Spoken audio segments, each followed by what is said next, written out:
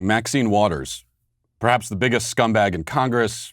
I mean, there's a lot of competition for that title, but I would maybe give her, she's in the top three, certainly. She's in the running. Anyway, she traveled to Minnesota. She traveled from D.C. to Minnesota to incite a riot and intimidate jurors. That's what she did. A whole series of felonies she committed, and she did it on video for everyone to see. We can all watch it. We'll watch it right now. Here it is.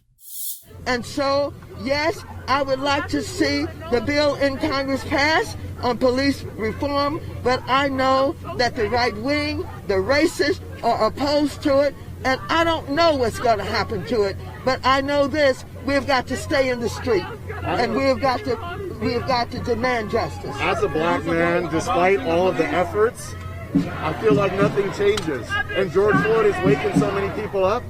Yet nothing has happened, despite the rhetoric. Like, what needs to happen that's different this year than all the years before? We're looking for a guilty verdict. I am very hopeful, and I hope that we're going to get a verdict that will say guilty, guilty, guilty. And if we don't, we cannot go away. And not just manslaughter, right? I mean... Oh, no, not manslaughter. No. This is guilty for murder. I don't know whether it's in the first degree, but as far as I'm concerned, it's first degree murder. Congresswoman, what happens if we do not get what you just told? What should the people do? What should protesters on the street do? I didn't hear you. What happens? What should protesters do? Well, we got to stay on the street, and we've got to get more active. We've got to get more confrontational. We've got to make sure that they know that we mean business. More confrontational. Can you get more confrontational than burning buildings down? Well, we're going to find out. By the way, she's calling for Chauvin to be found guilty of a charge that he's not charged with. He's not charged with premeditated murder. He's not charged with first-degree murder.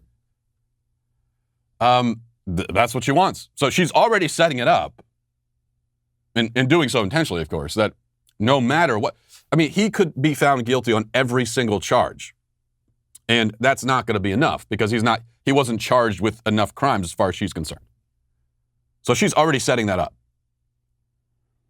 And of course, needless to say, if you're actually worried about truth and justice and all that kind of stuff, it doesn't make any sense. I mean, leave aside the blatant jury intimidation, jury tampering she's doing here. Like she left. It's not even that she's given a press conference in D.C. That'd be bad enough. She went to the community. She went to the city where this trial is happening. She went to the community where these jurors live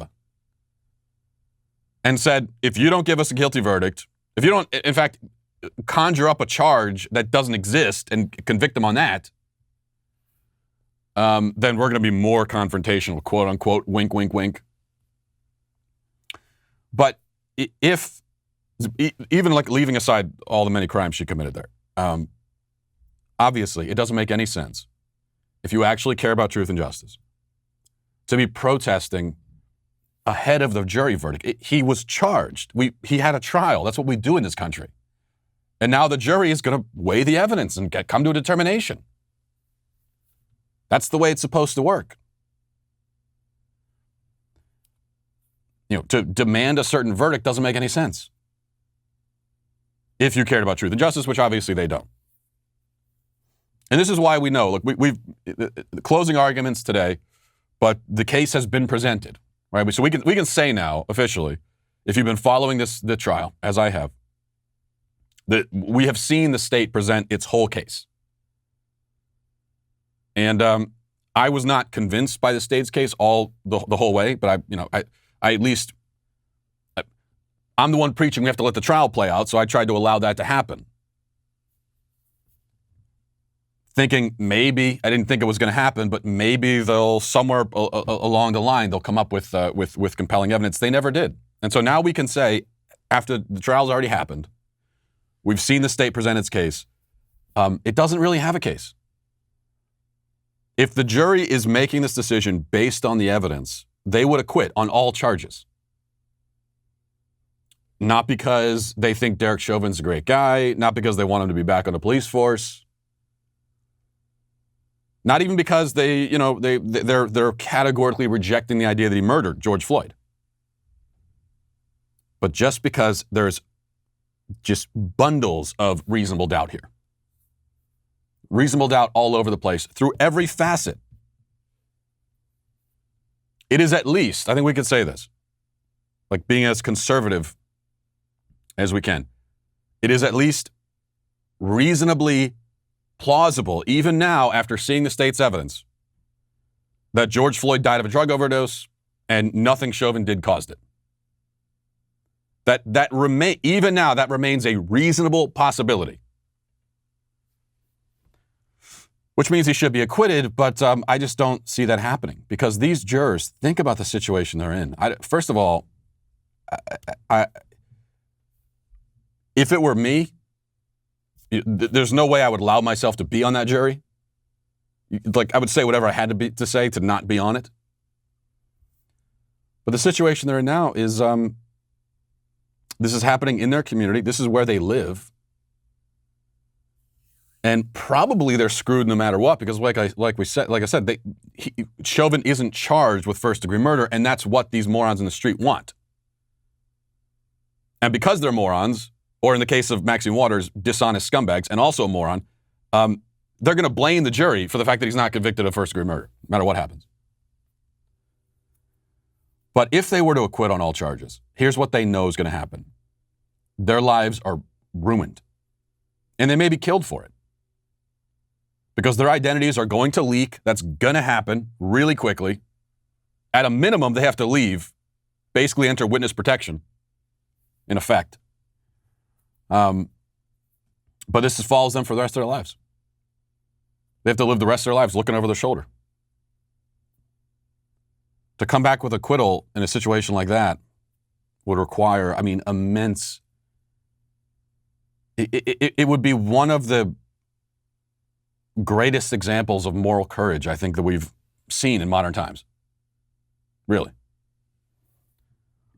Just to follow the evidence and do your job knowing what's going to happen because of it. Most people don't have that kind of moral courage. I don't know if I have it. Like I said, I'd be trying to get off the jury. I got a family I got to look out for.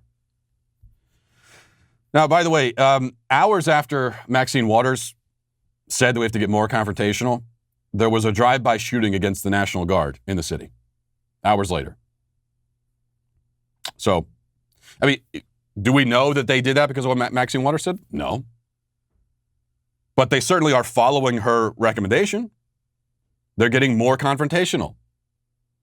How do you get more confrontational than burning down buildings? Well, start shooting at the cops, I guess. The BLM, they've been doing that. But do it more? Yeah. That's one way. Remember Trump at January 6th, at his speech to the crowd, he actually said the words.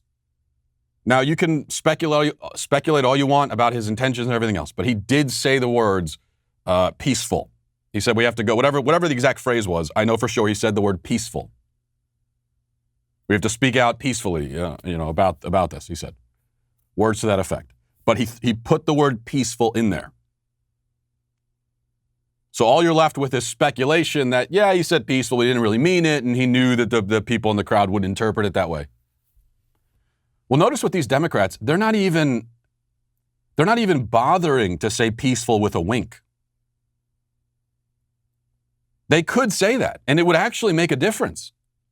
If Maxine Waters had flown in from D.C. and said, listen, guys, we're really upset about this, and so on and so forth, validating all their emotions, but we have to be peaceful. This is not the way to go about this.